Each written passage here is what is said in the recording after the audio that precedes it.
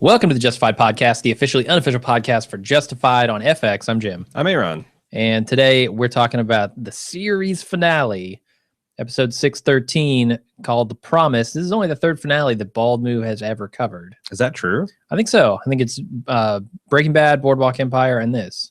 I mean, we're going to have a lot more in the coming seasons, but... Yeah, Mad Men's coming up in 5 weeks. That's crazy. Yeah, we've been doing this for a long time, and this is only the third one. We don't pick up a lot of shows near the end, because why? Right. But this is one that we had covered, back since season 3. We took a break because we didn't have the time to do it, and now we came back for the final season. What did you think of the closer for the series? It wasn't anything like I expected, but it was great. I thought it was awesome. I thought it was a great way to end the series. I was completely satisfied. Completely satisfied. I was. I had a couple of badass moments. There's a lot of feelings. That final scene between Raylan and Boyd, I don't think you could script a better one. And as I was reading some postmortems with Yost and some interviews with them, the idea, once Boyd decided he wasn't pull on Raylan, which I believed in that moment, I don't think Raylan could have shot him and stayed true to the character of Raylan. I mean, he made the right choice. Yeah, he did. I mean, some of this is some Batman level justifications for behavior. He can turn a bad guy loose into a pack of battered dudes knowing that he'll die, but he's not going to just kill a guy in cold blood. I mean, he will sit across from a table and shoot you. But if you have to pull, he has to be justified. And if he's not justified, he's not going to do it. And there's more at stake here than just getting Boyd, because he can get Boyd and doesn't have to kill Boyd. Sure. And he can preserve, whatever modicum of lawman he has left in him. I think that was a good way for them to do it. And, I thought that Sepinwall had a point, and they just released their series wrap up special podcast, Sepinwall and Feinberg did today. And I wish I had time to listen to it, but it came out 11 o'clock, so I hadn't. But one of the points he made in his review was that, they've always had this thing where Raylan is violent and he's aggressive and he's a killer, but he always manages to be the good guy in the big decisions, where Boyd is charming and he's fun and he's enjoyable to watch, but in the end, he is a bad guy. So I really like that yin and yang that they had, and I like the way they maintained it. And if Raylan had shot Boyd, they don't get that final conversation in prison, where I thought, I mean, it's not that it made or break the episode, because I was pretty happy. I was pretty happy the way things went, even before we went down to Florida. Yeah, I was too. I almost expected them to end the series there. Yeah. Before they did the 4 years later flash forward. It would have, I mean, it is a little kind of Lord of the Ringy, the way they kept on having multiple endings, and you think it's over, but no, but I felt like I needed to see the final scenes with Winona, with Ava, and with Boyd, or it would have seemed unsatisfying. And Walton Goggins and Timothy Oliphant knocked it out of the park. There is some affection there. There is history, and there is acknowledgement that if things had gone a little bit differently, you and I might be in the different sides of these glass. But they dug coal together. You don't get over that. They did. Ever. And I liked how many callbacks. I mean, this Sepinwall set had 10 different callbacks through the pilot, just bits of dialogue, lots of nods to Elmore Leonard, which I thought was appropriate, for as much as this show really lived and died by kind of his brand of dialogue and his characters. I thought that was very fitting. Yeah. So, I agree with everything you're saying there. I love, to me, it was, I know about wrapping it up. That stuff was all awesome. But at the same time, I do love my badass moments. And there were a couple of extremely badass moments in this episode, both with Boyd and with Raylan and Boone and all that stuff. And that really did a lot. I wanted to see those things. I wanted to see Raylan draw on somebody again. I knew he had to. I mean, you can't leave this series without him drawing one last time. So that was fitting. The one thing that I was surprised they didn't even touch on was kind of the fate of Harlan County. It's presumably left to Loretta, right? Which I feel like in Harlan's standards is good. Yes, I think they're in good hands with Loretta. She's not mean or vindictive in the same way that these bad guys were. But I'm surprised they didn't even mention it. Like, because ultimately the show is about Harlan as much as it's about Raylan and Boyd, I think. Sure. So to not go back to that was a little bit weird, in my opinion. Huh.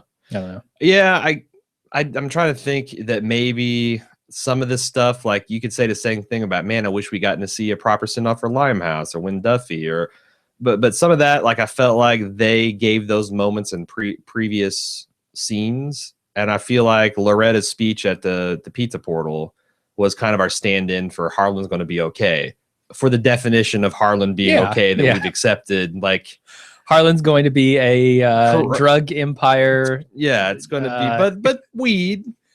You know, it's going to be, and maybe 4 years later it is legal. I don't know. Sure, but and that's the thing. Like, that's the hope. That's the promise of Harlan is, I guess, legal weed. You don't need corrupt cops and all that, because, you know, as we went through with Ted C, our embedded Harlan reporter, which he's been surprisingly absent this whole season. I talked to him a little bit before the season and hadn't heard from him, but I mean, you know, that's something that came in one of the Yost interviews. He's like, early on, we kept on thinking, what are the people of Harlan going to think when we depict their town as this, like, you know, hellhole? And then it's like, then we keep reading articles about the sheriffs being mixed up in this, and there's murder investigations and all. And we realized, they'll think they're being accurate.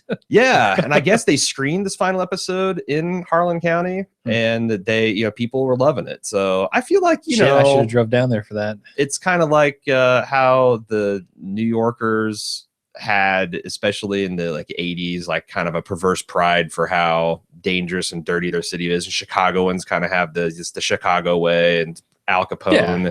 You don't necessarily always hate your outlaws. No, and I mean, that's partly because the people there are a product of that environment, and they're proud of their heritage, regardless of what it is necessarily. And it's been a rough life for generations, man. Yeah, yeah. Like in the heyday when they're digging coal, I mean, that was kind of shitty too. And now they've just substituted a different type of dark, dirty work, I guess. Yeah, I mean, that's my only real complaint with this episode, honestly, is that they didn't go back to Harlan, but everything else was, I guess, spot on. Like, it's everything I wanted it to be. Yeah. So it worked for me. How do you want to start talking about this episode? First, it was directed by Adam Arkin, who we know as Theo Tonin on this show. He's directed many of the episodes. He's quite the accomplished director. I thought it was fitting that they kind of gave it to him. He's a really big part of Justified History. It was written by Graham Yost and Fred Golan and Dave Andron and Benjamin Cavell. Which you know, it's kind of a who's who list of Justified writers, and Graham Yost, obviously the showrunner. And that all felt very appropriate. I don't know if Graham Yost has actually directed an episode. I should have looked that up. But I mean, the only thing better would be like if, you know, I always like the Vince Gilligan and Matthew Weiner's doing the same thing, where they're writing and directing their final episodes, and that feels appropriate when a showrunner does that. Yeah. But I don't know. I mean, not to take anything away from Yost, but this has always felt, as I've read more and more of his postmortems, and I've talked to different people that have been involved in the making and read those interviews, it seems like it's much more of a collaboration. Like, actors would come up with dialogue. For example, Sam Elliott improvised the pull Ava to him in the chair sequence, and they just ran with it. Yeah, it worked. It was good. So I feel like that it's been a much more of a collaboration creatively. You know, obviously Timothy Oliphant and Walton Goggins played a bigger and bigger role, with Tim becoming an executive producer. So yeah, I mean, I don't know. I was totally satisfied. I feel like I'm underselling how happy I was at the end of this episode, but I had a giant smile on my face, and it's going to be fun one of these days to go back and probably soon for me, because I know my girlfriend is itching to start it, to go back and watch the series in total, knowing that it's going to be good. Yeah. Yeah. Knowing that it ends in a satisfying way. Because that's the thing. It's like, if Mad Men totally fucks up this final season, it changes how you recommend it.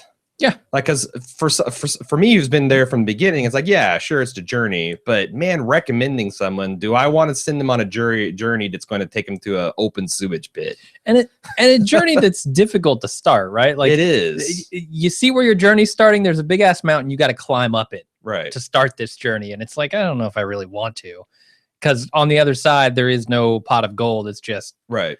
Ugh. And even Justified in its down seasons, like last year, was consistently entertaining. Yeah, that's the one thing Justified has always been. There's never been a stretch that's just cover your eyes, unwatchable. No. And I mean, even in the kind of lulls, it hangs on its dialogue in a lot of places. Sure. And that works for me. Yeah. Its dialogue, its characters, I think all of those things have been consistently good. Yeah. It's just occasionally the plot gets a little off the rails. Right. So you asked how we should cover this episode, The Promise. I thought we just, break it down old school, scene by scene, since it's the finale. All right. I mean, that's not how I have my notes, but if you've got them, I will be your Groobs. I'll find you dead in a shack on a mountain. No, I'm gonna dig your corpse up after it's been buried for a couple days. No, no, I'm gonna lead you through all the goat paths through the shit hills and shit thick woods, whatever. Okay. First scene is Raylan meeting a younger, more stick up his ass version of himself, which this was incredible. Yeah, I really enjoyed. Mm-hmm. He's not used to being on that side of the divider. He's not. And that time where finally the cop, because Raylan's ears perk up about the gator tooth necklace. And when the cop says, look, if you don't sit back and shut up, I'm going to put you in the trunk. And Raylan sits back like, oh, that's what this feels like. That's what it sounds like from this side of the grate. Yeah, no, I thought it was a really great performance. And we contrast that with Boyd ransacking Groob's cabin. Mm-hmm. Man's very careless around dynamite. He's really, careless. There's just sticks of dynamite rolling around, and he's slamming the tables. He's lighting matches around it. Well, he's a professional coal miner. I think he knows how to handle dynamite better than we do. Yeah. And I also I like him finding the shovel and thinking, oh, I'm going to hit pay dirt, which kind of contrasts him and Zachariah, right? Zachariah is all about, we need to pay respects for this man. Mm-hmm. We can't just leave him to rot like a goddamn mummy or an animal. Boyd thinks, oh, that's where I'm going to hit my pay dirt. And I thought his reaction to actually finding Groobs is pretty hilarious too. It is, yeah. He's digging around. He thinks he's found it. Boom, he uncovers a face.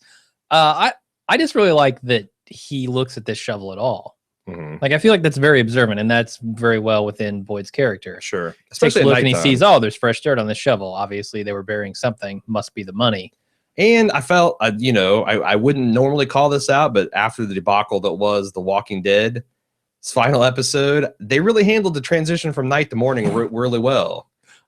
All times I felt like in the car with the this sun is early rising. Morning. I'm starting to see some dawn. It's some gray light with Boyd digging up. I mean, it's the little things, but that helps you ground. It does. It totally does. And it's when it's not done, it's very obvious. Sure. So simultaneously else happened, Tim and Rachel's running a manhunt, and I gotta say, for everyone involved in this series, I think that poor Rachel, who's Ariza Woods, is that her name? I don't know her name. Maybe I can look that up. I don't know Tim's name either, come to think of it. And Justified. I think it's Erica Tazel. That's what it was. Yeah, I might as well look up Tim too. Tim Gunderson. I think the only people I know aside from, I guess I know Joel Carter. Mm-hmm. And Nick Cersei's art, I think. Mm-hmm. Wow. It's all getting cut out Jacob of the podcast, Pitts. by the way. Jacob Pitts, yeah, of course. The one I feel so of all the people I feel the most sorry for, Rachel, played by Erica Tazel, I think is how you pronounce it. She just didn't get shit. I mean, I can think of one memorable plot with her for the entire series. From like season 3? Yeah. And then they gave her a pretty juicy thing, taking over the mantle of art. and they didn't really do anything with it. No, they didn't. I feel like they should have given her a little bit more stuff to do with Raylan aggravating her. And I mean, there was a prime opportunity there to show us that Art is not Art because he's Art. He's Art kind of because this job is making him Art. Sure. And you he's know, got Raylan. And they did a little bit of it, but maybe just not quite enough for my taste. She just never became a character the way even Tim. We certainly know more about him, I think. Yeah, Jacob Pitts was able to get a little bit and have a little bit of fun in the last few seasons. And, you know, you think about what Justified would be like if they kept with the Mobster of the Week storyline where, you know, but at least then Rachel and Tim could have kind of like taken turns being Raylan's partner, and they would have more to do, and they'd probably get some solid B plots where really this show was all about Raylan and Boyd and Ava and Winona. Yeah. And they're just, and the villains each season, and they just didn't have time to do much but spout exposition. And at least, you know, they found ways to get Tim some good lines in later seasons. But they, you know, like the gator teeth, they really didn't serve any purpose or go anywhere. No, I don't know. We'll talk about the gator teeth. All right. Well, we're about to the gator teeth because the dogs found. I had a problem with like, oh God, she's going to drop these in the woods, but they've got dogs. Yeah. Dogs can sniff out things that people have handled. That worked for me. But why do you think it was significant? Because it led Raylan to Boyd. To Loretta's weed shack, the Bennett weed shack. Yeah. No, because he had to sweat that out of the deputy that got beat up in the hospital. Did he? Yeah, at that bar, at the cop bar. Oh, yeah. So it's like, I guess it was. It didn't go anywhere. It gave him a slight segue into the conversation with Art, which we're about to talk to, which maybe we should just do that. Sure. Yeah. Art goes to meet the sheriff. I think it's a sheriff where he's taken Raylan to be processed and, you know, basically pulls rank on him. Because he wants to be the one to take Raylan in. It didn't take Raylan 30 seconds to talk him into giving him his badge and his gun back, which, again, another delightful scene. Yeah. With Raylan just having the shit-eating grin as he realizes he's yet again worn Art down. Yeah, a lot of the stuff, maybe it's because I'm looking for it because it's a series finale, but a lot of this stuff in this episode felt like a mix between actors acting and actors having fun and being sad about the show being over, which is fine with me. That's kind of what I want. I want to see the human side of these people, not necessarily just the characters. But that's what it felt like in this scene to me. That smile on his face, I can't tell if it's just Raylan, you know, laughing at Art doing his bidding once again. Yeah. Or if it's Timothy Oliphant laughing at the performance of Nick Searcy. I don't know. It's funny though. Either way, that grin, man. He knows. And when Art slams on the brakes and pulls over, there's that kind of little touch of your dad. I'm going to turn this goddamn car around on vacation thing. I would have believed him slapping the taste out of Raylan's mouth. He has punched him before. He certainly has. I thought he might get a double dip on that, but no, he's just going to give him his badge and his gun and call him a stupid son of a bitch. While this is going on, we find out that Markham has got Ava holed up in Loretta's drying shed, which I guess is where they dry out the weed. Yeah. And Loretta's there looking glum. Looks like she doesn't really want to be a part of this. We talked about the slow chair slide, which I thought kind of made this scene. And also we kind of have payback with Markham's first conversation with her, talking about women need to be tougher. And he gives her compliments on that. What do you think of their chemistry here? Yeah, it's good. I'm still trying to peg down exactly how I feel about Ava and her character and how tough she really is, how much this life has just made her into someone she doesn't want to be. Like I'm really still trying to process all that from this episode. And it seems like that's in there. I just need to sort through it in my head. She certainly, I don't know whether this is just the fact that Joelle has aged 7+ years here, or they deliberately, as the seasons wore on. Man, it's only been 5 or 6 years for this show.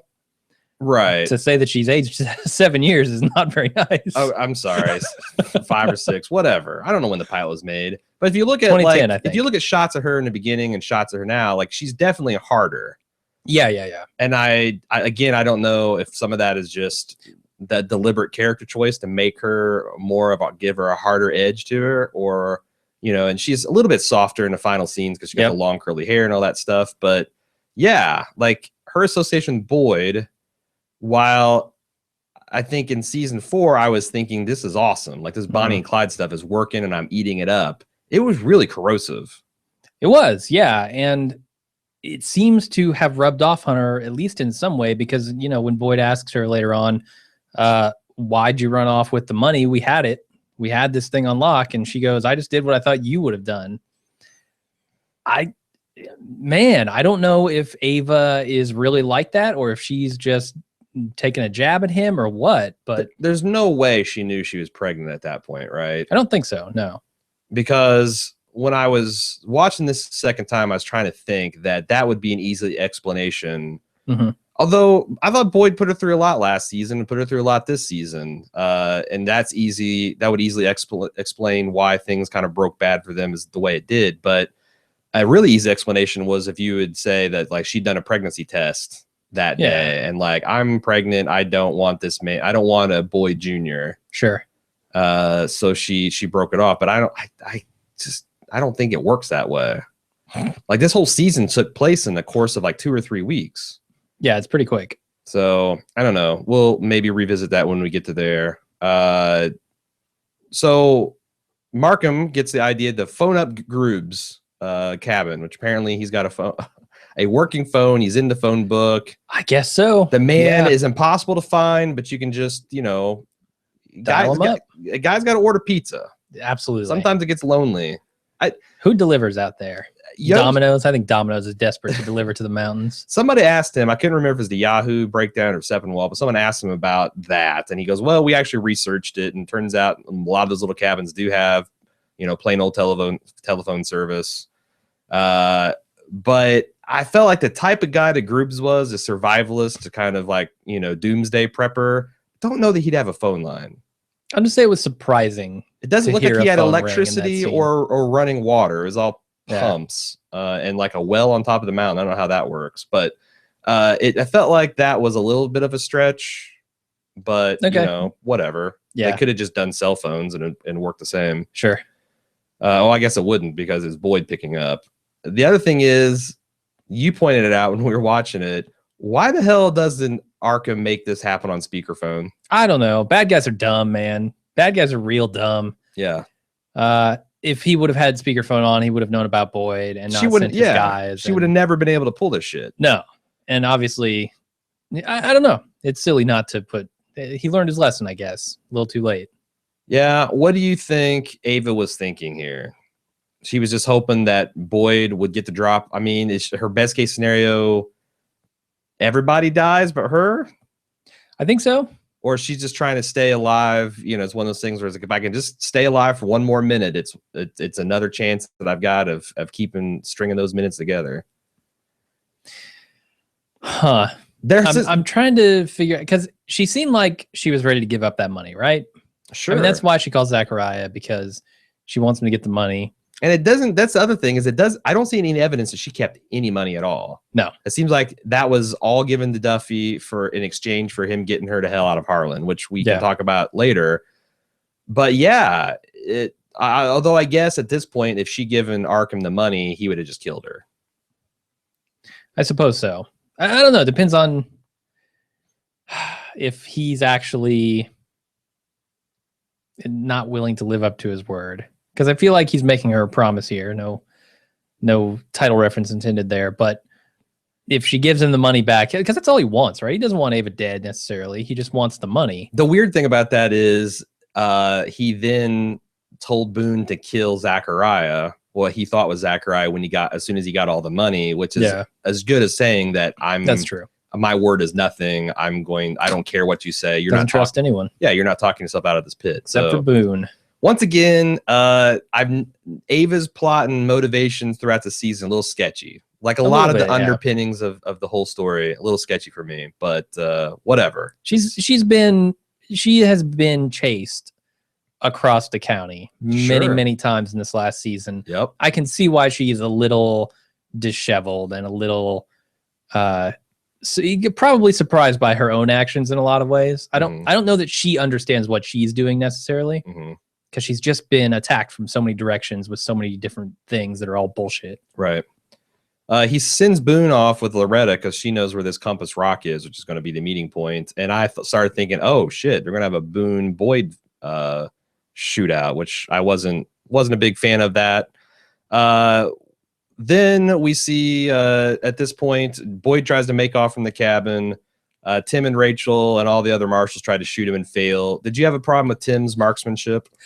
A little bit. I know. Okay. A lot of caveats here. He's a really good shot with a rifle. He doesn't have a rifle. Boyd is pretty far away. It's this uphill shot with a weird perspective. I get it. It's really hard to hit a target from that angle while it's moving. And with a pistol, especially. With a pistol. They're just not designed to be accurate at those ranges. You know, like I would have loved to see him just yell like, somebody get me a rifle or something like that. Or it would also, because I noticed that Boyd was carrying his big backpack, which I thought might have been full of money. Oh, God. And it'd have been cool to see Tim shoot that and like maybe the money stopped the bullet to show like, yes, Tim is a badass. Oh. But but then you find out the bag is full of dynamite, and that doesn't work. We would have got another I thought that's where you were going. Jake Busey scene. Yeah. Or Zachariah scene. The fourth explosion is the charm, apparently, with Boyd. So Boyd responds by starting to chuck dynamite, which I also quite enjoyed. Boyd has always been this gunpowder and dynamite, blowing shit up kind of guy from the moment we knew him. He's big part of his plot this season. I like the fact that they got him like a mad bomber just throwing sticks of dynamite at the marshals. Yeah. How much more desperate can you get than lighting dynamite and throwing it at the police? Right.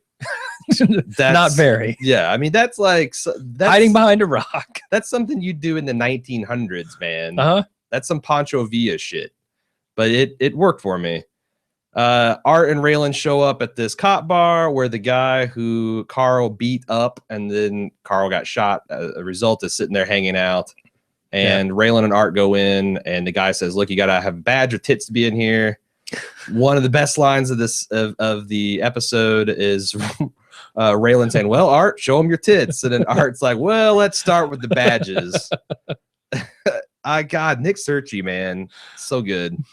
Yeah, I don't know, that duo.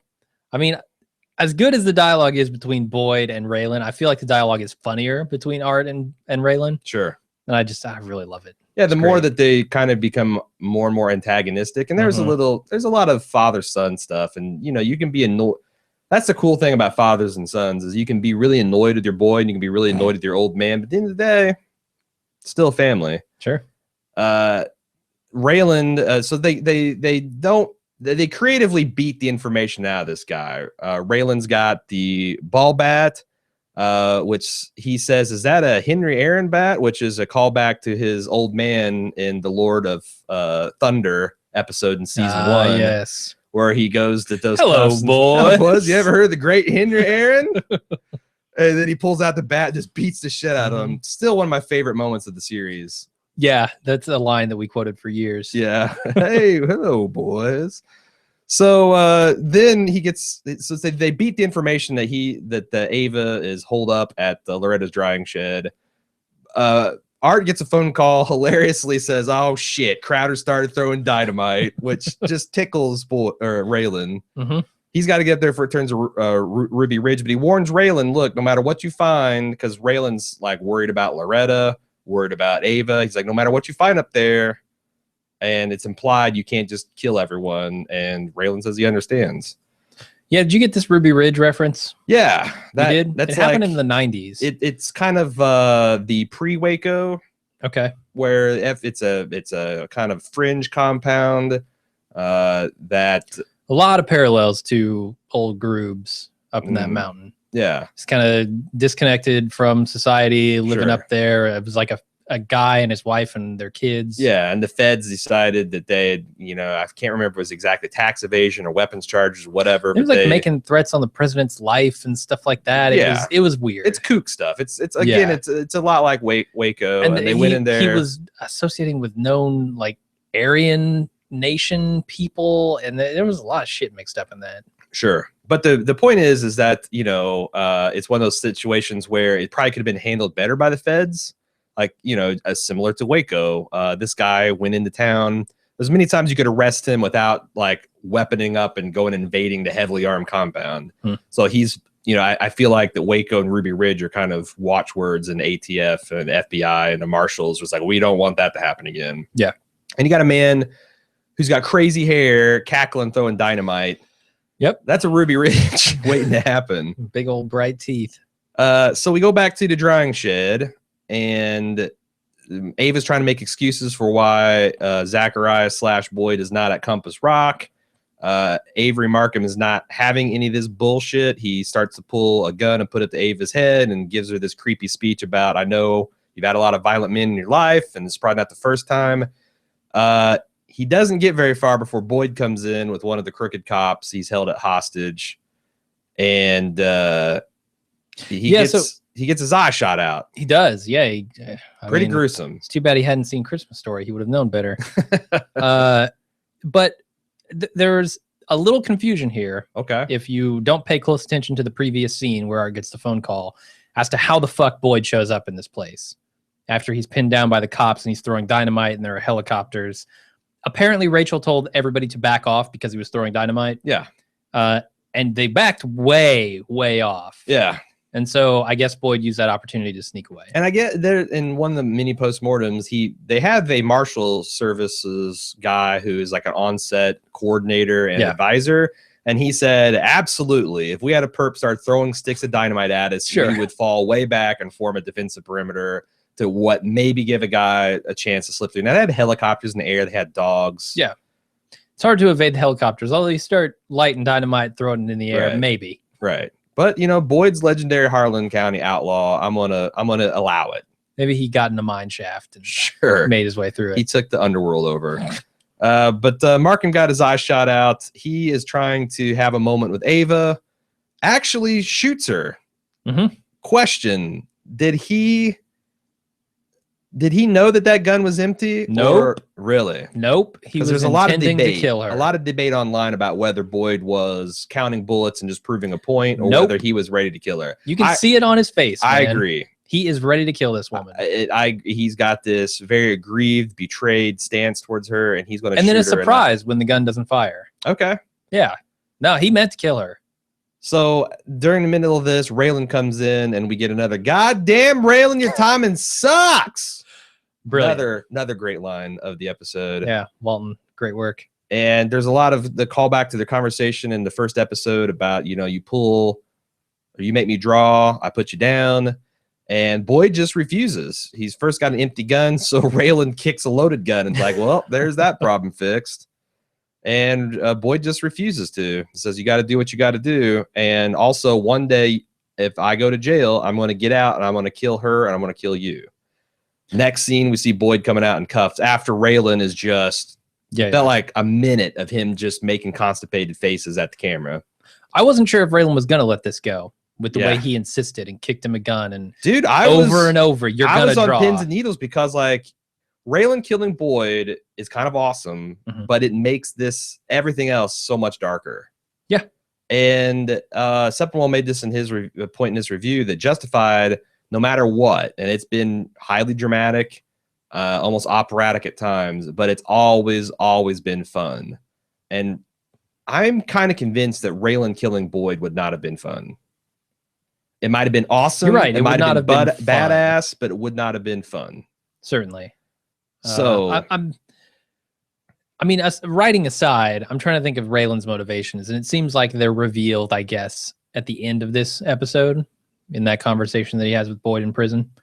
It seems like there is some nostalgia and some affection there. So I don't think it's just Raylan, his desire to bring Boyd in the right way, or his desire not to get kicked off the police, the marshal service or whatever. No. I think it's also what Boyd means to him. No, it's all that. And Yes, we've had it is. 6 years of this. If you've watched this from the beginning, you've seen the kind of back and forth with these two. I mean, we entertained a lot of theories. I know going into season 3 that like I could see Boyd and Raylan team up. The back-to-back shotguns, Like were Ava, someone misleading. kidnaps Ava. I fully believe Mhm. Raylan, or like let's say that some butthurt gangster finds Ava today Mhm. and kills her and little Zachariah. I'm not so sure that Raylan doesn't pull a bullshit Marshall transfer, get Boyd out, and they go up and kill the son of a bitch responsible. Yeah, because there is a little bit of brotherhood there between them, and I'm not in the Mhm. Aryan sense, the Aryan sense of the word. oh Jesus. So Boyd comes out in cuffs. We find Ava had the $1 million backpack. She doesn't have any more, of course. Raylan's got to take her in. And in the car ride there, she asks if there's still a deal to be made. And he's like, nope, there's no more deals. There's no more outs. And she asked him why he didn't kill Boyd. And what is he going to get out of that? And he admits, like, well, maybe nothing. And the "You'll Never Leave Harlan Alive" starts playing. And I'm Fantastic, like, man. oh, shit. And the way they're, I just love the pairing. That's a crazy, beautiful song, period. Yes. Just, I mean, the emotion in that song is fantastic. And then to see them winding down this road where you see a blind curve coming up and you're just like, oh my God, what is going to happen here? Yep. They're playing what could be the swan song of Raylan Givens. Yeah. There's a curve coming up that you can't see around. the sign that says now exiting Harlan County. Like It's There's- fucking brilliant. It there's was a perfect. flashing skull and crossbones. Yeah. And then that shot through the rear view where you see a truck and you're like, Mm. oh boy. Yeah. And as soon as I saw the truck coming up, I'm like, oh God, I Yep. know what's going to happen. It's Boone. And this scene, man. He spins Raylan's car out and says, hey, thought you're going to get to leave without saying goodbye. And Raylan's like, feels like he's game for it. He's like, all right, young buck, you're going to get what you want. And this scene is staged as much Mhm. like an old Wild West shootout as you can get. I mean, you even have Yep. like Ava and Loretta ducking down. That's like the equivalent of like the town folk shutting their shutters and everybody getting off the streets, and it's just they're alone in this Mhm. road, and it's they got this reservoir in the background. The hills are just right. And the way they both step out of their cars, I mean, Boone like glides out of his vehicle because it's so high off the ground. And he does that little foot move that you see in like the Yep, he's standing just like an old Western guy. And Raylan's got it's perfect. They're both wearing hats.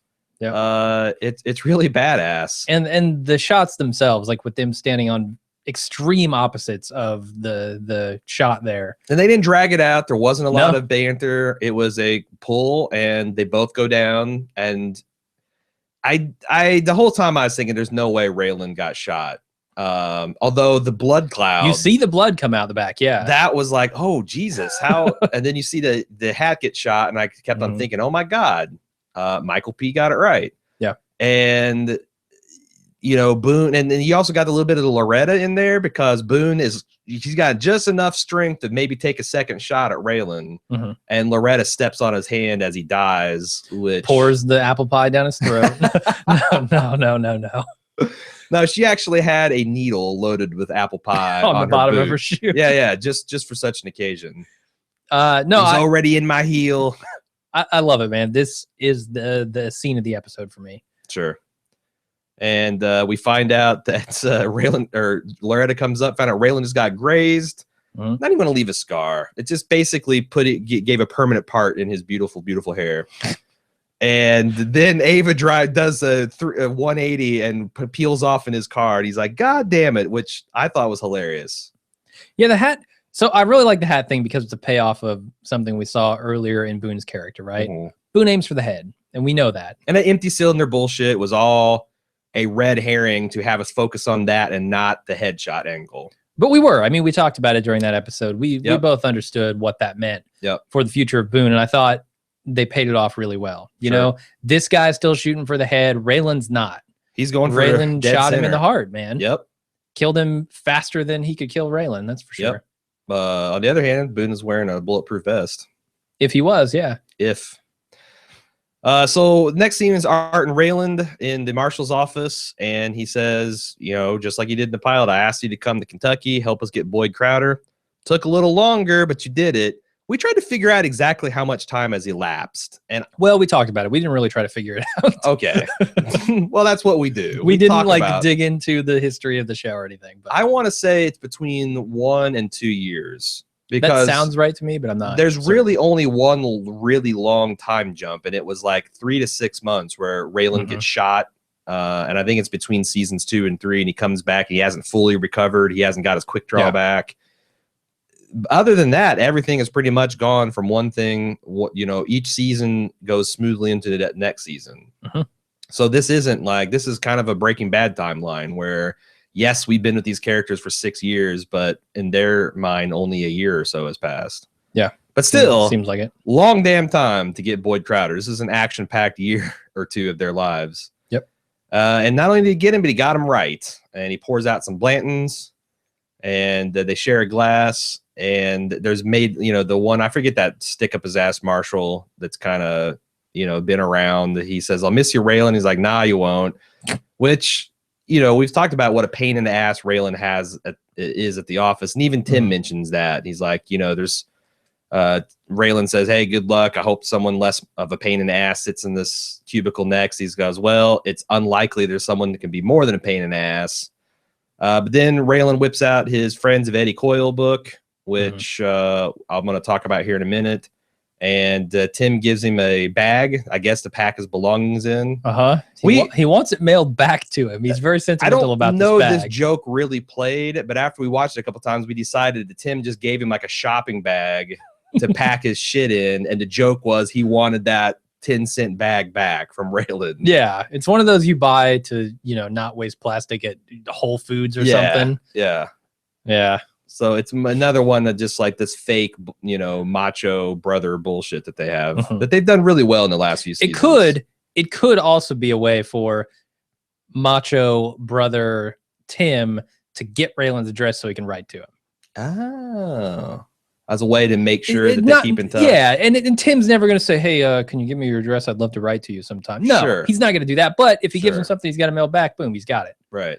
I think Tim's sly like that. And I think Tim likes Raylan a lot.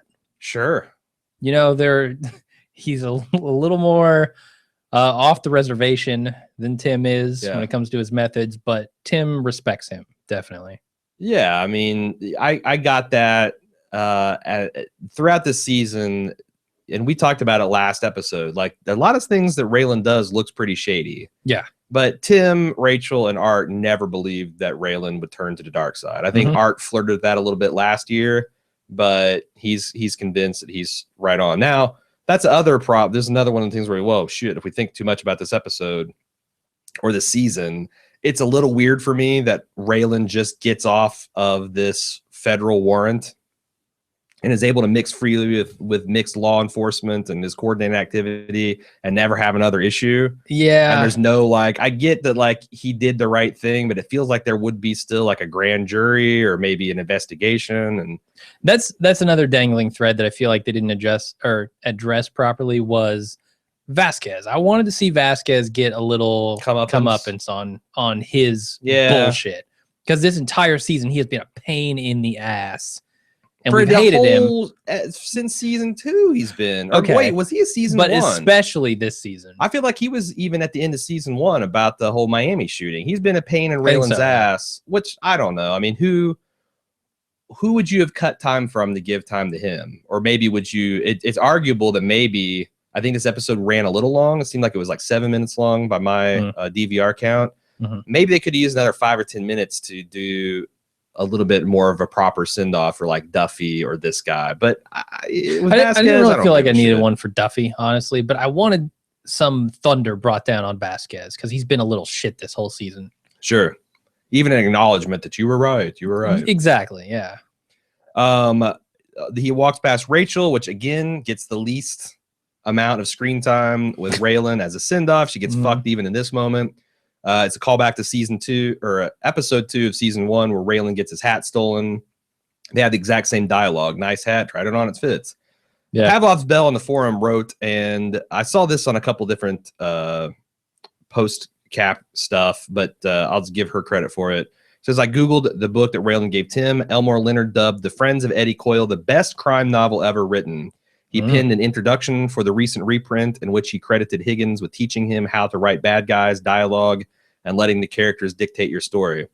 He also, in a 2012 honor, author's banquet honor he gave a speech, and he credited this book with being responsible for him moving from Westerns to crime dramas. So I thought, you know, at first when I saw this book, I thought, oh my God, they're going to put an Elmore Leonard book. And like, what this is going to be like Back to the Future, or the universes are going to implode on each other. But I thought that was a really great tribute. Also, with Raylan taking this guy's hat, I did not know this at the time, but Sepinwall clued me in on this. I guess Elmore Leonard was always pissed that they gave him this like big Stetson, and that he had in mind a much smaller like businessman Stetson, and he's particular about his hats. And he was always haranguing the people that like, you got Raylan's hat wrong, you got Raylan's hat wrong. And that Boone's hat is much closer, not exactly. I guess Leonard said if you look at the famous picture of Lee Harvey Oswald being shot in Dallas, that all the detectives are wearing this kind of like this little white Stetson. Like that's the hat that Raylan should have been wearing. I was going to say that hat feels a lot more like a PI hat than a cowboy hat. Or, yeah. And so, I don't know. I always felt like that hat really embodied Raylan. Well, Elmore would say, Stetson. Fuck you, this is my character, you're wrong. That's fine. And maybe like he's got, you know, the image of Raylan from his books in his head. But I don't have those. And so seeing Raylan from the jump with that hat, I felt like that was his character. And so this hat just totally feels wrong to me. It does. I agree. It doesn't look right on Raylan. But I love the back. I didn't think it looked right in this scene, but as it went on, because I kind of liked liked it. I don't like that it's black. Sure. I think it should, like, it's tough though because he takes it from a bad guy. I think so, yeah. Raylan's not a bad guy, and he's just proved it. And I don't know that I like him wearing the black hat. But the backstory behind this is really cool because I guess Timothy Oliphant personally had this hat made to his specifications as something closer to what Elmore Leonard would have. They wrote in the character of Boone at taking it, and then the final day, Timothy Oliphant took it for his personal memento of the show. Yeah, this is a hipster hat, right? From the diner? No. It's remember that. Did he ever take that guy's hat? He didn't. Boone had the hat custom made, is what they said in the story. Gotcha. So it's exactly, they just gave a different backstory for it. And I like that they, again, paid a lot of respect to Elmore. And his publicist said that he would have thought that would have been really funny if he'd still, because he just died 2 years ago. It's a damn shame because it would have been really cool to have like his thoughts on how this all went. Yeah.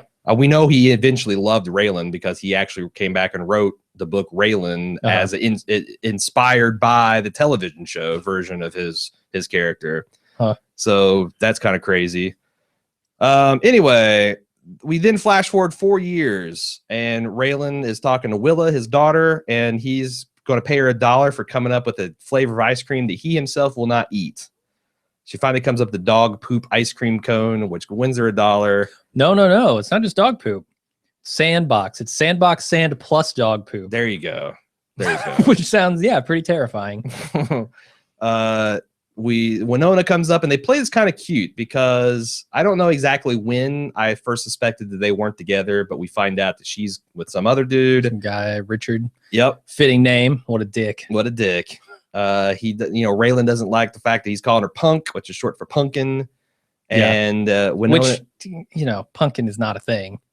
It's a pumpkin. Sure. Pumpkin. If you're from Harlan County, you can call pumpkin, man. I'm just saying that's a given. Sure. For someone who knows their alphabet, though, it should be a problem, I would say. But Jesus, this kid is super cute. I thought she was cute as a baby, but they just really did a great job of casting a daughter that I believed fully spawned from Raylan's loins. And she calls him stubborn, and he goes, well, it beats angry, which is a throwback to the line in the pilot where she says, you're the angriest man I've ever met. And she also says, man, she really knows how to play you because he told his daughter to say this is for reciting the alphabet, which she lies to her, which there's a little bit of subcontext that who's playing who here. Sure. Maybe this suggests why they're not together. Yeah, I thought it was nice to... you can take the Raylan out of Harlan, but you can't take the Harlan out of Raylan. Yeah, I like it. I like that. I don't know if they don't end up together. I kind of feel like they wouldn't. I mean, yeah, when it comes back to him in the season and says, "Hey, I've come to terms with who you are, and that's fine with me." Ultimately, it's not. I mean, she was so far removed from it at that point that, and she didn't realize what she was actually saying Sure. until Raylan moves in and then, or moves back to Florida near her. We'll talk about that in the feedback, but I didn't really have Yeah. a problem with it. No, I didn't either. I like it.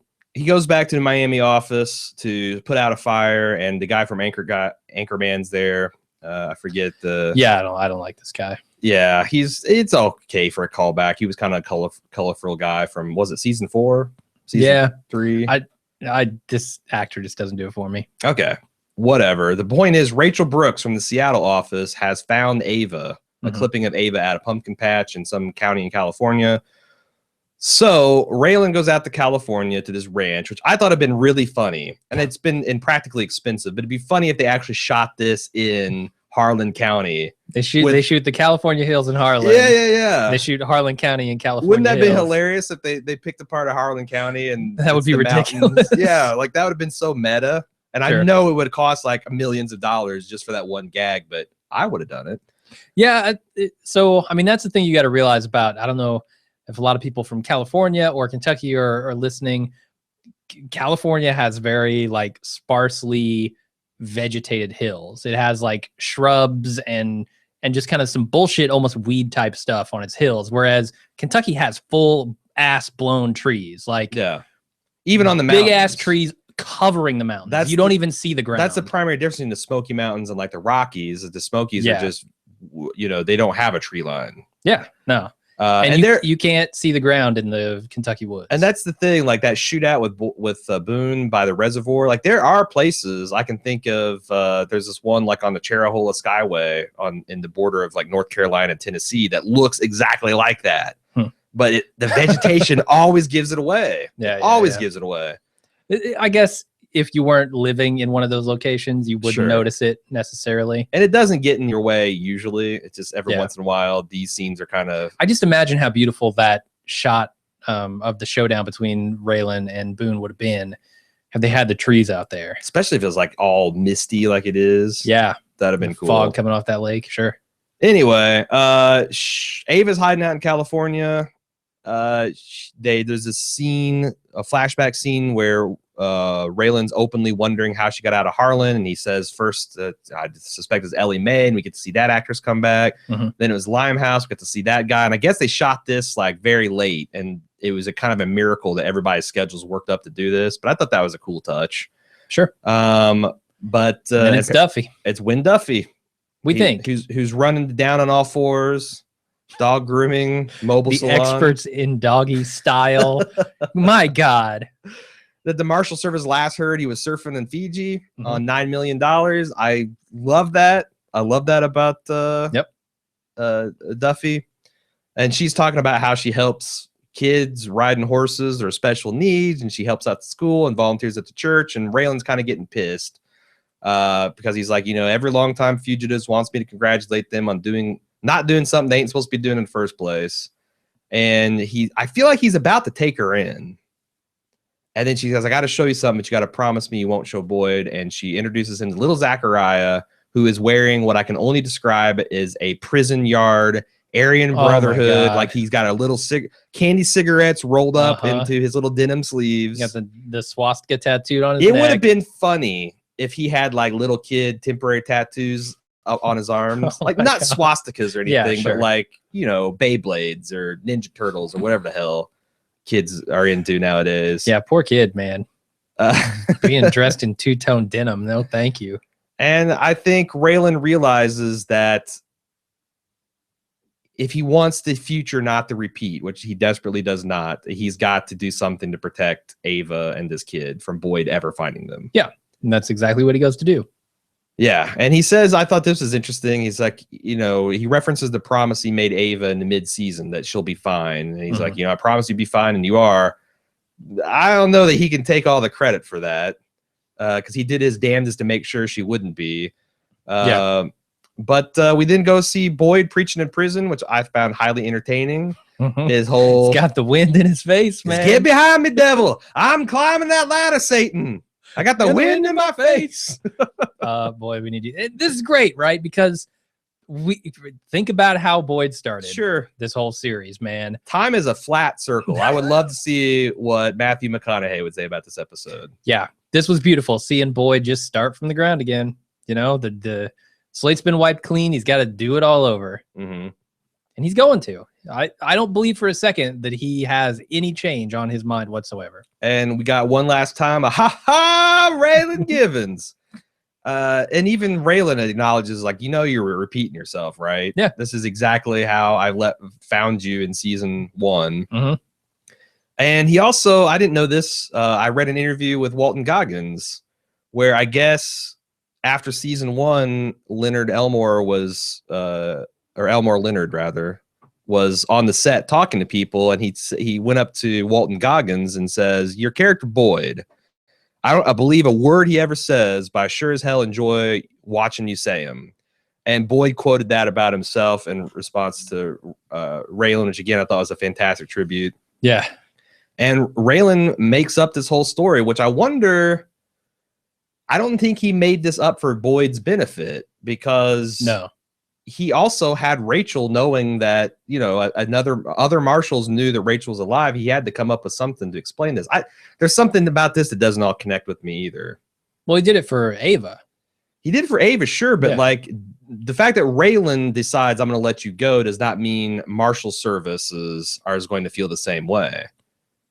Because she's just I see what you're saying. she's still a Yeah, fugitive. yeah. I'm Mhm. glad that Raylan let her go, but there's hundreds of other marshals that would be interested in tracking her down. So I kind of think that some of this backstory that he invented was like somehow he cobbled it together officially. I don't know. I didn't care to see it.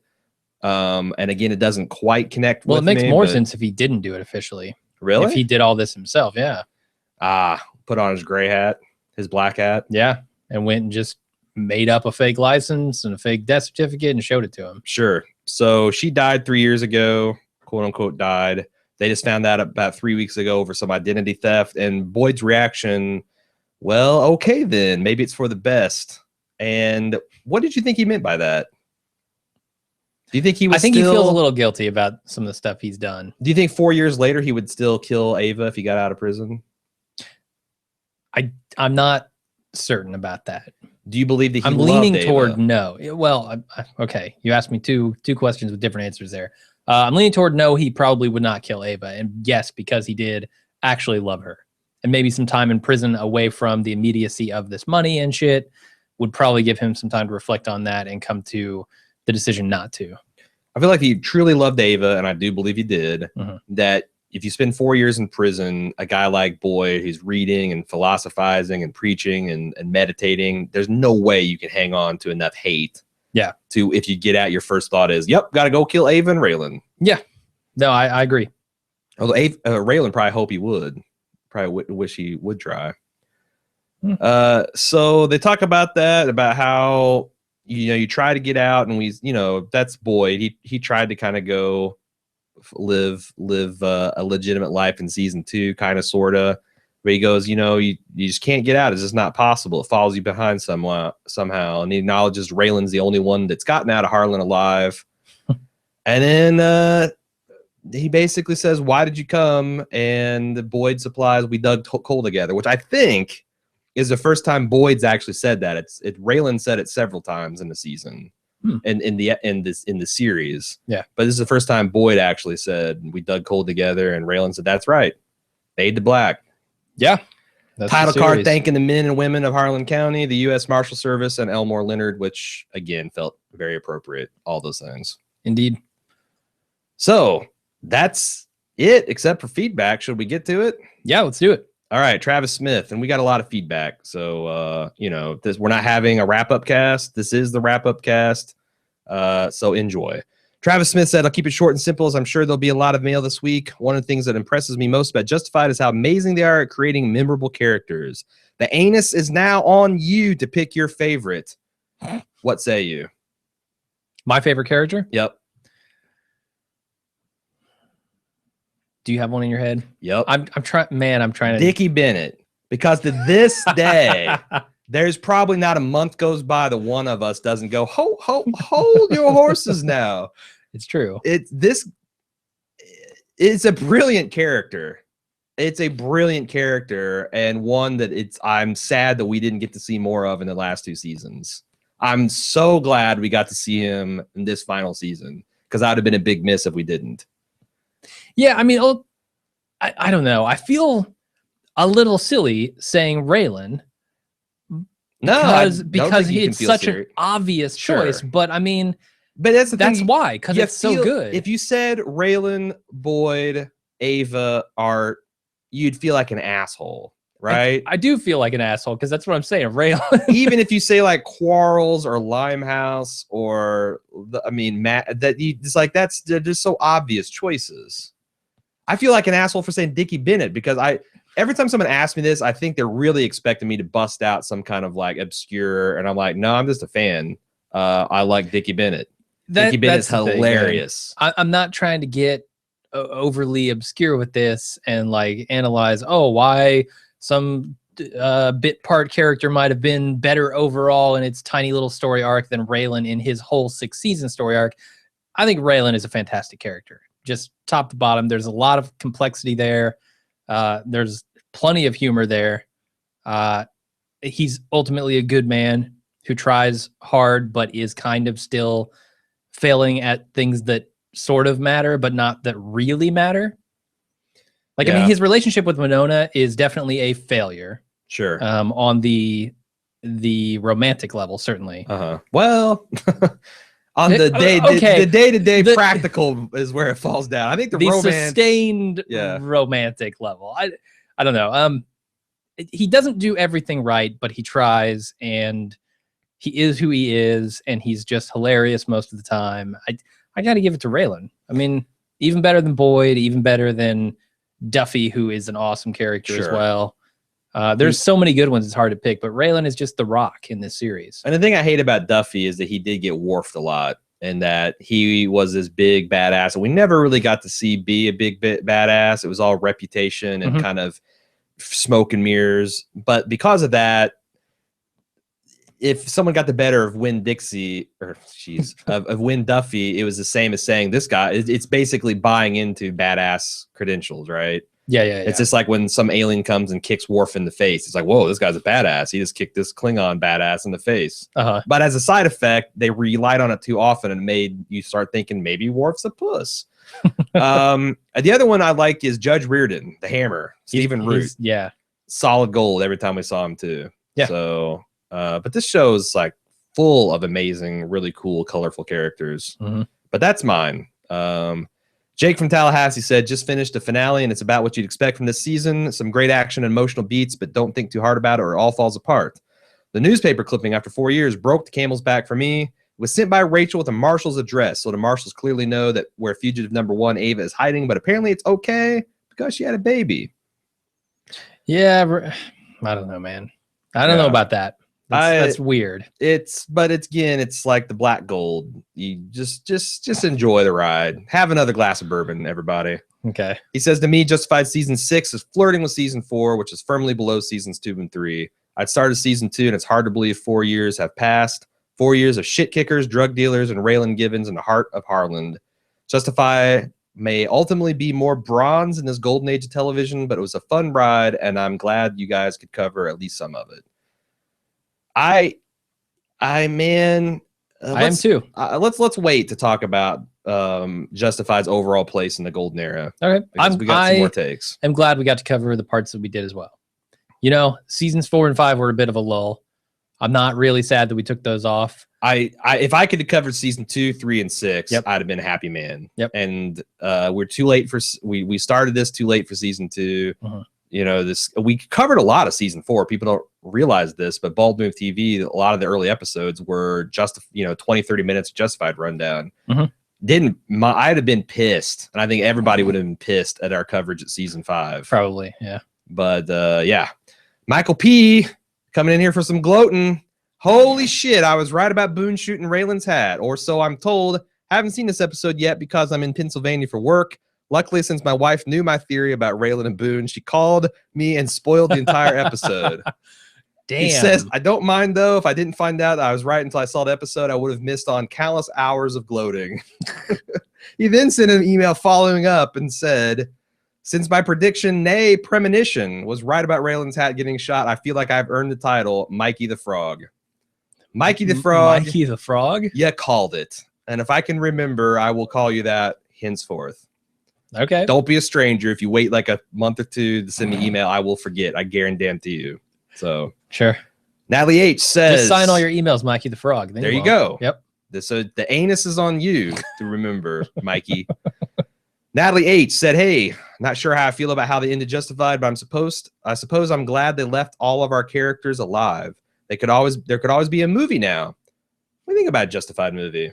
Huh. Yost was asked this and essentially said, I can't even think about that right now, but you're right. It's a possibility. Yeah, I mean, a movie's fairly successful if you can get 4 million people to go watch it, right? If in the next 3 years they could get Ava's been kidnapped by Big Bad and Raylan and Boyd have to team up and work together, I will pay Here's what upwards they're of gonna do. $15 for that ticket. Here's on opening night. what they're going to do 10, 15, 20 years from now. Oh, they're Jesus. they're Dukes gonna of Hazzard take reunion now. Yes, they're going to take Harrison Ford and Mark Hamill and Walton Goggins and Timothy Olyphant and put them in a movie where the old Boyd and the old Raylan and the old Ava go team up on some journey. I just hope it doesn't go the They way... all end up in a fridge together. There's dynamite in there and something. I just hope it doesn't go the way of the 60-year-old Daisy Dukes, because I don't know I need to see Joelle Carter's cleavage 20 years from now. Yeah, I'm with you. Although maybe it's a Christy Brinkley deal. Who I'm just knows? saying, that seems to be a trend. Also, while we're talking about this, why I'm objectifying her, I have to say that hands down, Justified has the best female characters on any fucking show I've ever seen. I can't think of a single female character that I just wanted to say die when everything I saw, like I've done with Skylar, like I've done with Lori Grimes, like I've done with almost every woman on The Leftovers. Mm-hmm. Every single one of these women were three-dimensional. They were awesome in their way. They didn't put up with shit. They weren't bitches. Yeah. They were just, I can't think of a single woman that I did not enjoy and didn't think was a believable character. It's weird that the show set in Harlan County has got that little hook to hang its hat on, but goddamn. Yeah, I felt like it all started, with Mags Bennett.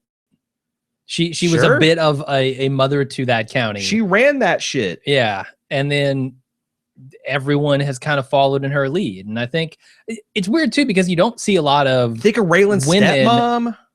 Like they're all good. Yeah, absolutely. Who does Catherine Hale? Damn. What is it, like an aunt or something? A great aunt of what are we talking about? Who was the woman like 2 episodes ago? The older lady in her house who yeah, she's the great aunt of Loretta. She was fantastic. I mean, even these tiny little parts. And it's strange to me that is the case considering how few women, if any, I can't think of any names that I recall hearing in your little director writer section were women. You're right. Almost entirely men. And that, I think that says something about at least their capability as far as writers to write believable characters regardless of gender. Yeah. And I don't even think it was, I know we touched on that when we interviewed Taylor Elmore and he thanked us for noticing it, but I don't feel like it was even a point of emphasis. It's just like something organically that like, we're not going to write one note bullshit characters. And also that includes women. Yeah. So I would love to see more of this, not relying on the brooding anti-hero being paired against an unsufferable bitch. So we all know how like awesome he is. Like you don't have to cheap out that way. Mm-hmm. So anyway, back to Natalie. Speaking of fantastic women. Well, we don't really know her. So I just know her from what she writes. Okay, I'm not prepared to make that statement. I am. Fantastic woman, Natalie. She revoked our fan rights. I think we got him back by the end. Okay. I hope so. Anyway, I'm not sure. So the only thing that didn't feel right for me over the season is how they handled Boyd and Ava's relationship. I'm not sure they did enough to make me believe they would turn on each other. That was my biggest problem in season 5 too. I concur. Boyd never really did anything to make Ava not trust him. He did a lot of things for her when she was in prison and to try to get her out. Also, she wasn't in prison because of him. She shot Delroy to protect Ellie Mae. So the thing that started it all for me Uh-huh. with Boyd and Ava, and Boyd maybe not caring as much for Ava as he does himself, is when she was in prison and this $300,000 comes up and he is so focused on that he kind of forgets about her being in prison. Yeah. And I know he tries to play that off like, oh, well, once I have this money, I can make things happen. Right. He's more focused on the money than he is on her. He and is. Ava picks up on that in that season, and she's very angry about it. Like, I think Boyd felt genuinely bad for shooting Eli Thompson in the face last episode.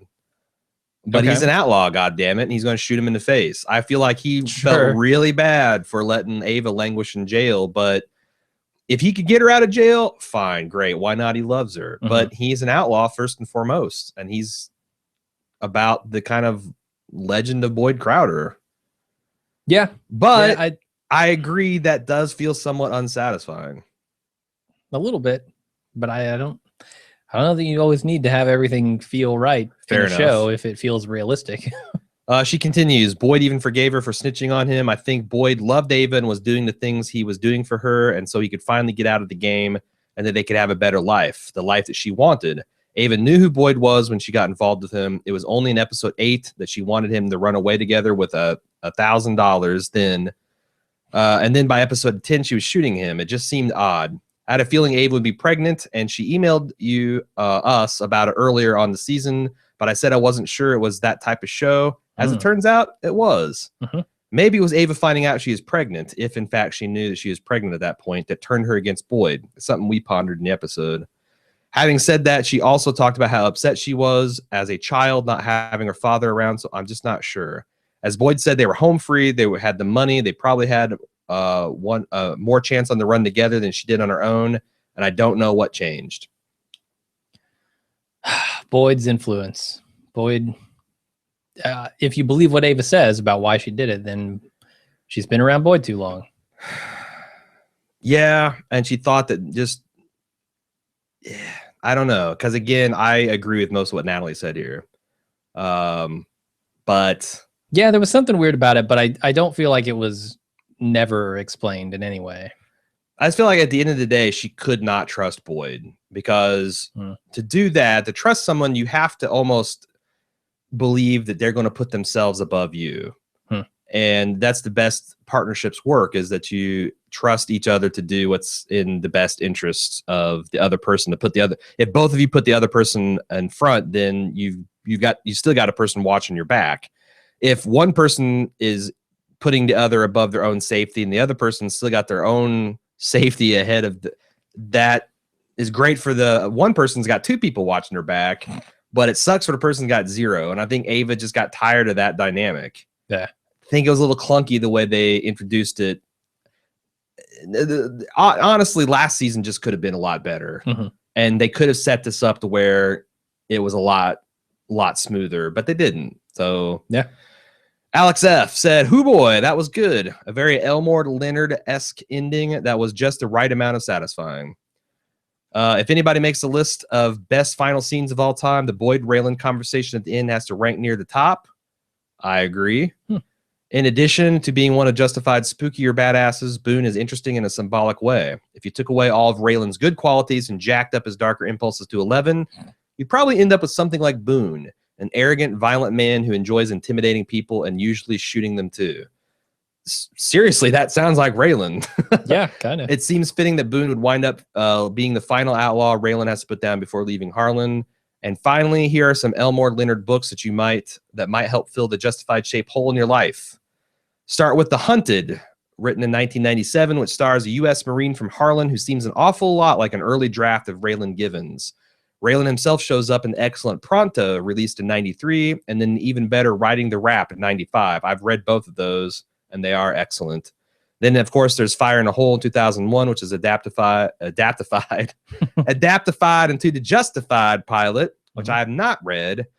Toshomingo Blues in 2002 isn't set in Kentucky, but it's redneck Dixie Mafia types would feel right at home in Harlan. The Hot Kid 2005, which was referenced 2 episodes ago, and Up in Honey's Room in 2007 are about a Deputy U.S. Marshal Carl Webster, who is the Raylan Givens of the 30s and 40s. And you can finish off with Raylan, released in 2012, Leonard's final novel for one last trip to Harlan County, which I also have read and highly recommend. It will seem a little weird because if you've never read one of Elmore Leonard's books, the way he does dialogue and the way he kind of writes is very, I don't want to say stream of consciousness, but he's not big on like quotation marks and he said and she said. It's just kind of dialogue and action. But once you get into the groove, you can kind of start seeing Raylan and Boyd and seeing especially the tempo of the dialogue, the particular pacing and kind of like poetry behind it. So if you like Justified, you should definitely check out those. That's a very great list of Leonard stuff. And he's also written shit tons more. Many that have been made into Hollywood movies that are fairly excellent as well. Matt in Erie, Pennsylvania says, the last 3 episodes remind me a lot of the last 3 of Breaking Bad. 6-11 was super packed and awesome. 6-12 was back to a bit of a build-up. And then 6-13, the climax, was some callback to all the major players. As far as thoughts on the end, I'm shocked but pleased that Boyd, Ava, and Raylan all lived and the ways they are living. I'm glad Raylan didn't just shoot Boyd, although it's probably deserved. Love the standoff and the body shot on Boone, and a great call by Jim with the hole in the hat. You're the one that made that. Did you do the? I feel like I got credit and you got credit. It's Mikey the Frog. Yeah, Mikey the Frog had that. Don't take this away from Mikey the Frog. Yeah, I don't think I had that idea. All right. But I forget the podcast immediately after doing it. So who knows? I do too. Like people a lot of times will email me like my favorite all-time Aaron moment is I'm like, I said that? I'm not even sure it wasn't Jim. Let's see. I was happy to see Raylan made it to Florida. When the music about leaving Harlan's alive started, I got nervous.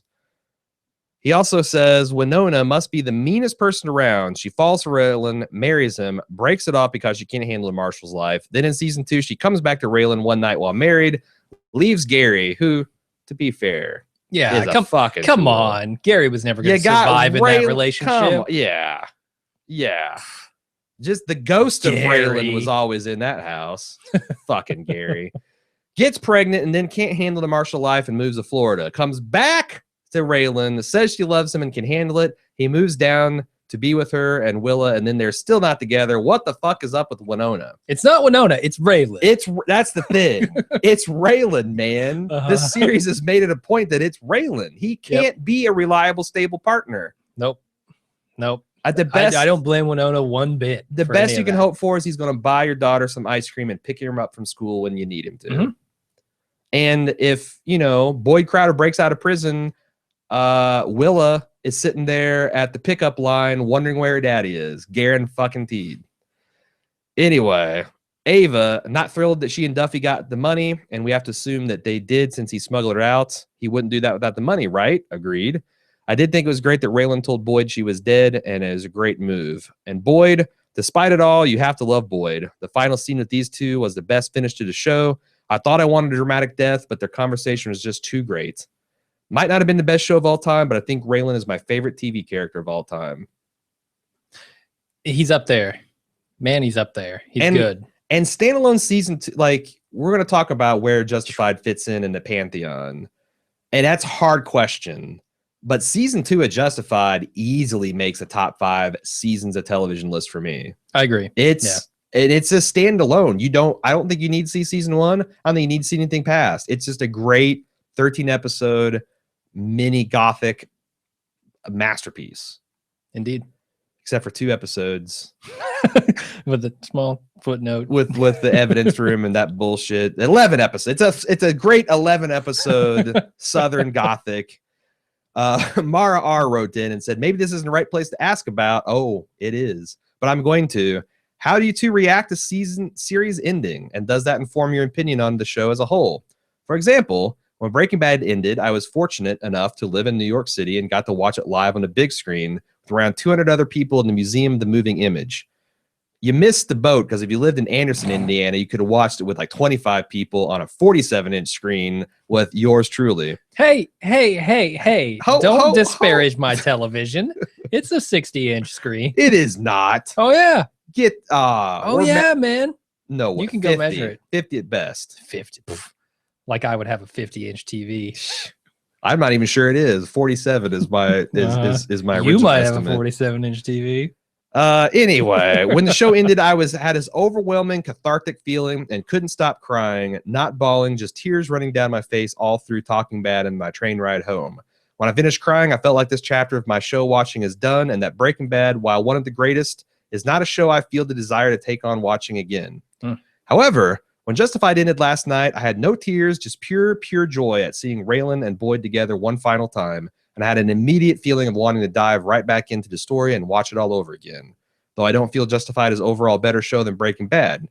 I've also rewatched Mad Men a bunch, and I feel like I might have the same feeling I did with Justified when it ends, although I'll most likely cry because I think it's my favorite TV show of this golden age. How do you two react when it's all said and done? Well, as most people know who are listening to this, Breaking Bad is hands down my favorite show, period, ever. It's fantastic. I could watch that show all day, every day, and never get tired of it.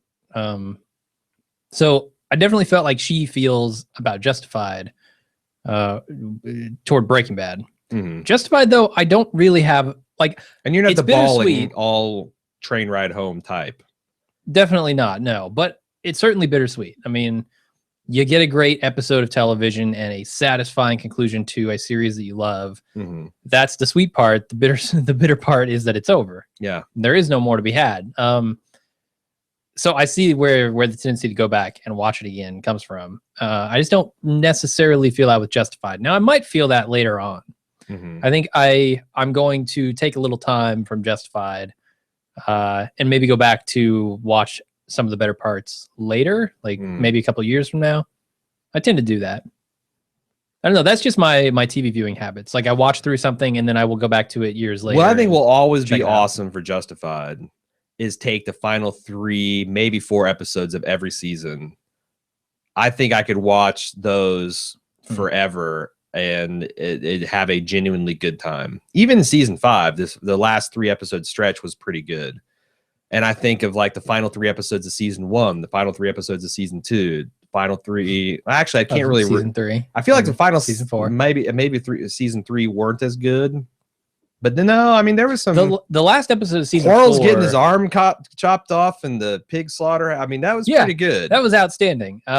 And Duffy was involved in that, and it was all great. Yeah, and everything from the school shooting on in season 4 was really awesome. The way they ended season 4 was fantastic, in my opinion. Obviously not as good as season 2's ending because it didn't have the supporting structure around it. But yeah, the stuff with Raylan and his dad was amazing. I don't know. I feel like season 5 is the only season I would point to and say meh. Yeah. On. No, it's a very bittersweet experience, and I've had this. I've had this many times, and not just with TV shows, with like books and movie series. Like I remember when I got to the end of the Patrick O'Brien Master and Commander series, being very blue that like, God damn, I've blown through all of these and there's no more. And what's really poignant about that is the man died in the middle of writing the 21st book. And the way they did the book is like the first. Wait. The 21st book? Yeah. Holy shit. I read so much. And you think you didn't get enough of it? I know I didn't. No, I didn't. There were still stories to be told. Obviously, the man died writing in the middle of it. And the way I didn't mean to interrupt you there, but the way they did it is like the first third of the book was done, like typed up. And then the next like 50 pages were his manuscripts. And then like the final 5 pages were like his outline and like he'd like would sketch like a dinner party and who was sitting where and what their relationship was. Like that was his process. And I liked that because it felt like I was in the middle of this final voyage and it just never ended. And that is still like an emotional experience for me. And wait. So they never finished the book? Yeah, he died in the middle of it. No, well, the Wheel of Time is like that too. Robert Jordan died. No, and they did not pay. Brandon Sanderson went in and wrote the ending. They did not pay the Horatio Hornblower guy or whatever to come and finish it. and I wouldn't want it to okay. because I kind of like ending in kind of the middle of things. Like I feel like the Next Generation was like that too. All Good Things. Like it was definitely a final, but not really. Obviously, they made a shitload of movies after that. Okay. Yeah, and if you're not comfortable with the concept of things ending, you're not going to be very comfortable in life. Sure. Because but I like this Justified too. All good things, yes. Sure. But Justified didn't end either. Sure. We just stopped following Raylan. There is other Raylan stories out there to tell, and I kind of like that. Yeah. All right. Moving on. CJ said that was a great send-off for one of the most entertaining shows ever to be on television. The final scene between Raylan and Boyd is exactly what I wanted to see from a Justified's final episode. I just want to know, now that the series is over, where does Justified rank amongst your greatest shows of all time? Oh my God, this is a terrible question to ask me because my top 5 is in a giant upheaval right now. Because it's always been for me, and I get that I'm like a front runner, Johnny come lately, but it's always been The Wire and Breaking Bad. And depending on what mood I'm in and what time of day, like I might put one over the other, but mostly it's The Wire 1A, Breaking Bad 1B, Mad Men, Boardwalk Empire, Game of Thrones. I don't know after I've seen all of Boardwalk Empire if it makes my top 5. But I also haven't seen all of Deadwood, which I loved the first 2 seasons. I haven't seen all of Sopranos. Haven't seen all of The Shield, which I saw the first season. I hear that the final is just this I will tell you monster season that completely redefines what you think of the series. So how the hell can I make a top 5 with those big notable omissions? And then you got to take nostalgia into consideration as well. Like go back and say, okay, you got a couple of Star Trek series which were really good, which I love. Or MacGyver, or Airwolf, or Knight Rider. Yeah. I mean, are we talking objectively good? Or are we talking about... No, if you're talking your top 5, I think it's subjectively. So in my opinion, no, Justified does not crack the top 5. I think there are 5 shows on within the last 10 years that probably beat it out. That ended in the last 10 years that beat it out. Yeah. I think it's somewhere in my top 10. That feels like I'm thinking right Firefly's in there somewhere, even though like that, that show didn't get the attention feels like deserved. A 9 or 10 on my top 10 of all time. And again, you got to think like all like Star Treks are in there, like The Next Generation and Deep Space Nine. The others are bullshit. Sure, yeah. X-Files is in there. Oh, I mean, I just bailed out on Lost after the first 2 seasons because I saw what I thought was a train wreck, and I don't know. I would like to go back and watch that as well. But the first 2 seasons of Lost were really, really good, and I'll never forget the experience of watching those first 2 seasons. And then you got to consider, well, there's comedies, right? I mean, I think comedies need to be a separate list. You cannot compare great dramas and great comedies because, as we saw in our personal top 20, comedies get fucked when they go up against big dramas. They just do. I don't think it's fair, but they just do. They're somewhat different things. Yeah. I don't know. It's tough for me to say that there are comedies which I would watch over dramas easily. It all depends on my mood. It's like, how can you say that these things are not appropriate for a top list if on any given day you might actually prefer them over anything else on your list? I don't know. But as I said, season 2 of Justified is sublime, and it would beat a lot of comers when we're talking about, individual excellent season episodes of television. Josh P from Kansas City said, I'll admit this is a crazy theory, but Raylan speculates it might have been Ellen May, or no, maybe Limehouse, but no, probably Wynn Duffy, but he's not 100% sure who got Ava out of Harlan. Wynn is his best guess because Wynn could have gotten her past the checkpoints, but could he? He was on the scene for a double homicide in his Winnebago, and all that crazy stuff going down in Harlan. Wouldn't he have been cause for a red flag? I wonder because to me, Raylan's well-fed line is such a non sequitur when he's talking about Ava's kid. Well, he sees that the kid is kind of plump. That's part of his theory. It doesn't look like Boyd really at all, but it does look like Constable Bob. Oh my God. I don't know how it would have gone down. Oh my God. Are you kidding me? I don't know how it would have gone down specifically, but could Ava have connected with Bob, played on his sympathies, and used him to get past checkpoints? Maybe she didn't even use him. Maybe hey, listen, he's been seduced before. People have tried to seduce him before. It's some work on Bob. I agree. That's what Bob himself said. But maybe his nobility caused a genuine affection in Ava because he really did seem to want to help her. I know the typical fan reaction would be to poo-poo the idea of a less attractive Bob with smoking hot Ava, but Elmore Leonard himself wouldn't have been beyond this. Telling Raylan the boy is Bob's would impugn Bob, but telling Raylan is Boyd manipulates Raylan's sympathy and his natural instinct to protect her for Boyd. Ava gets to protect Bob and stay with her son. Raylan gets the incentive to bury his Ava search and burn the final bridge between Ava and Boyd. He admits it's a theory probably full of holes, but it's got to be Patton Oswalt's favorite theory. Agreed. Probably so. Agreed. How do you explain that Ava herself, if not outright says, then certainly insinuates that it is Boyd's? Because she wanted to manipulate Raylan into doing what she wanted him to do, which is to put Boyd off the trail permanently, which we didn't really discuss. What a fantastic aspect of Raylan lying to Boyd's face and using their friendship and their trust in one final moment of, I don't know what you call that.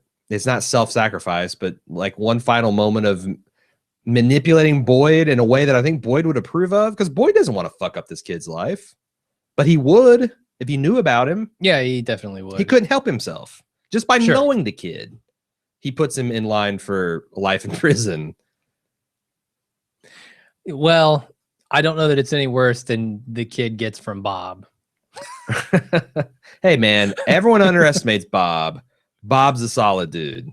He is, but he's not very good. And if my partner won't go for it, Josh P. from Kansas City, I will say that's a solid theory. I like it. Like it a lot. In fact, I wish I could talk to Yost and or Patton Oswalt about this theory. Hell, maybe I'll tweet it to him. Tweet this time code to him. See what he thinks. All right. Jim F. said, a dissenter. Wasn't a big fan of the finale. I was kind of hoping that at least 2 to 3 main characters would die to give it more of emotional weight. Really, only Markham and Boone died to make it seem like a season finale. A good series finale would have shown the viewer what happened to each character instead of leaving us to guess, such as Duffy, Loretta, and Limehouse. Jim, do you agree? I mean, I don't disagree. I don't know. Apparently, I mean, obviously, I enjoyed the finale, and I felt satisfied by it. I could see where people might want someone important to die. I see the need and like saying that equals emotional weight, but I felt there was plenty of emotional weight. And again, is Justified about that, or is it about predominantly being fun? And to me, Justified is fun. How about Boyd's up on top of that mountain? He's throwing dynamite, and one of them just connects with Tim. Boom! Tim's gone. I don't like Wiped it. off the face of the earth. That's not fun. In tiny maybe Hangdog Marshall gets blown up. That's fun. No, but you want some weight though. What if Marshall? Nobody. What cares if they about. cast Gary Busey as Groobs, and he gets blown? That's fun. That's a lot of fun. That's a lot of fun, but it's not a main character. There's like 3 teeth embedded in Boyd's face. Shrapnel. Gary Busey's teeth blow off and replace Boyd's teeth. Oh, that's a good point. Boyd's pretty much never set. even know. He's pretty much set in the teeth department.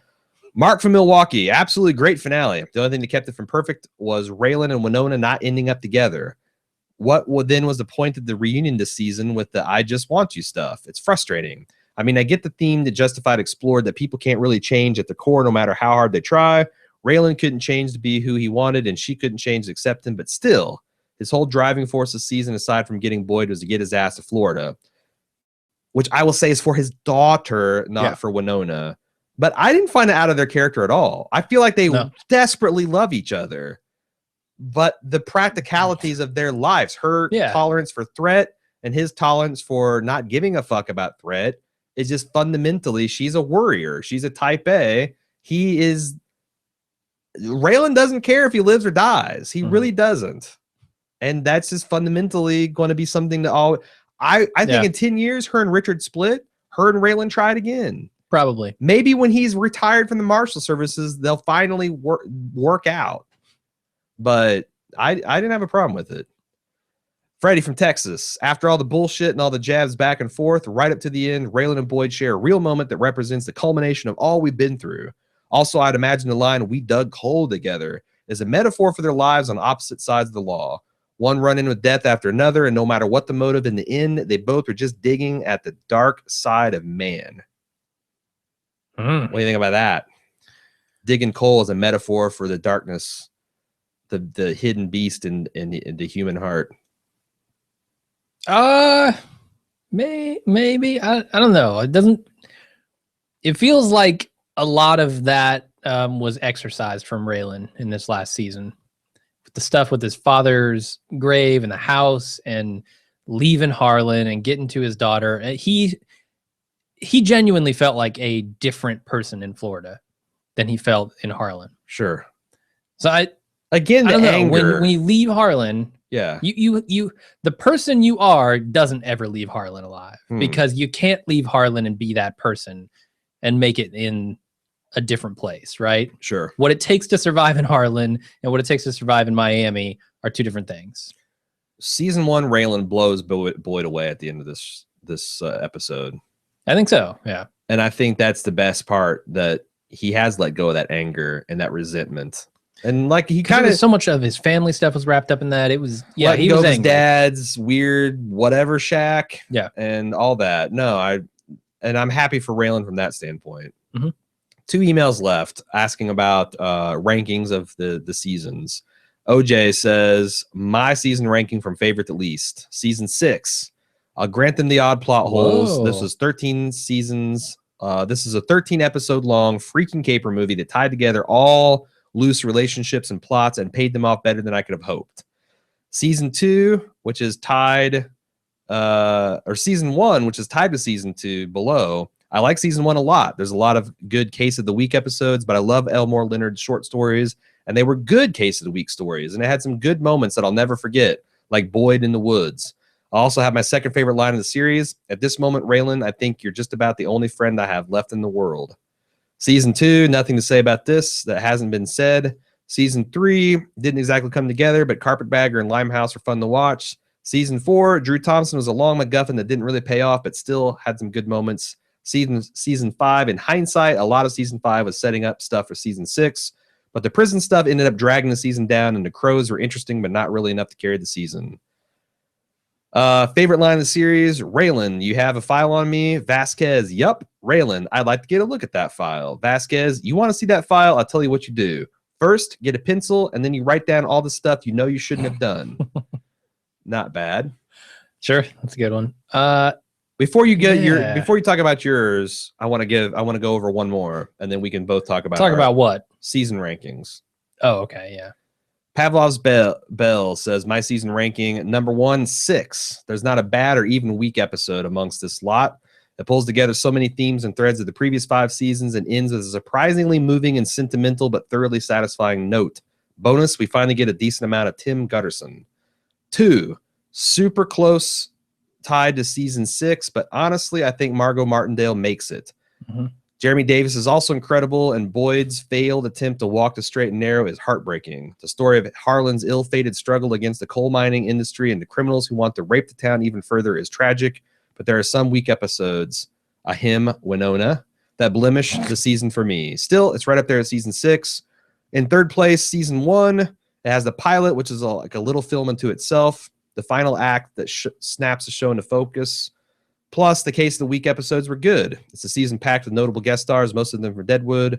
At 4, she places season 3. Not a big fan of season 3. It feels overstuffed, as if they didn't know how to top Mag, so they went overboard with the colorful villains, which, if I recall correctly, Yost copped to. He's like, yep, we can't beat Margot, so we're just going for broke with quantity.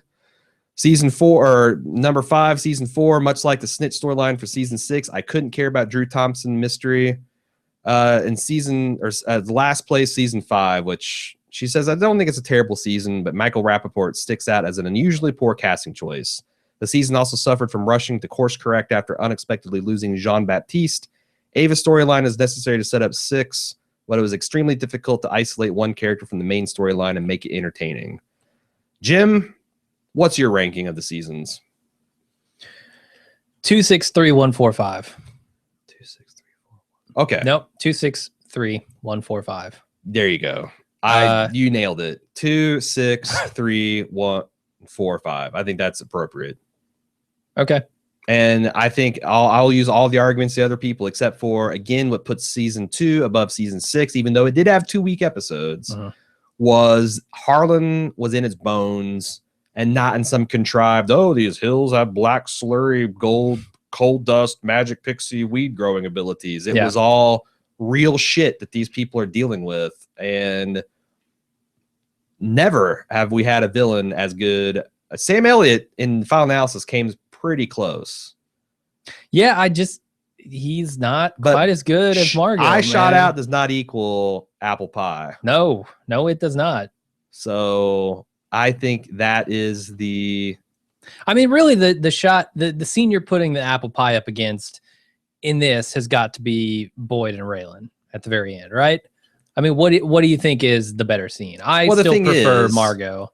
The thing is like, that's so unfair because that wasn't the final season.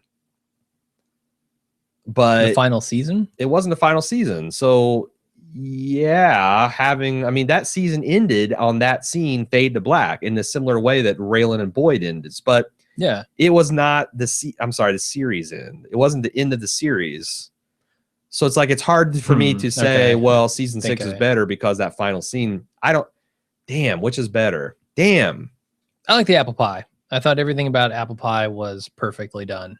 Yes, but the end of season 6 was very satisfying, and it did the job that they both did the job that they were intended to do, which was cap off whatever that had come before. And they both did that job perfectly. Does that make sense? It does, yeah. But the story of season 2 was much better. Yeah, when I say, like, I wish that they had touched on Harlan County and the fate of Harlan and it being a big part of the show, I feel like the end of season 2 was the moment where the train went off the tracks for Harlan County, right? Mags Bennett was a thing that was, for better or worse, and a lot of it was worse, was keeping that county stable and running. And when she checked out, Harlan just went to shit. Well, plus it's like, even the coal that's been in the blood of this county, it's like no longer are they paying men to go down and get it. They're just fucking taking the tops of the mountains off, which, I'm trying to think of. I just wish they had brought, like, I feel like that was the death of Harlan. Vineyards that complain about offshore windmills and like how that ruins review and how like bullshit that is. And then you got these people that are in these mountains. And that's got to be part of your identity. Like, if you're from this area, like, you're from the hills, you're from the mountain. That's, and to see those things being just destroyed, that, like Pavlov's Bell said, the rape of this county. That's what it is, man. Mankind raping Mother Nature, and to the extent that you identify with the land, that's got to be painful. And that season embodied all of that pain. It did, and I wish they would have done a little bit more to embody it in season 6. Like, death of Harlan is, or the beginning of the downfall of Harlan is season 2. Maybe the return of Harlan would be season 6, and you could see some real hope there. And I know Loretta's still alive, and we assume a lot about what she's going to do for Harlan, but none of it was ever shown to us. And there's a little bit of parallel between the weed and the moonshine. Like, there is. Say what you will about revenuers and moonshine and all that stuff, but it's harmless. Yeah,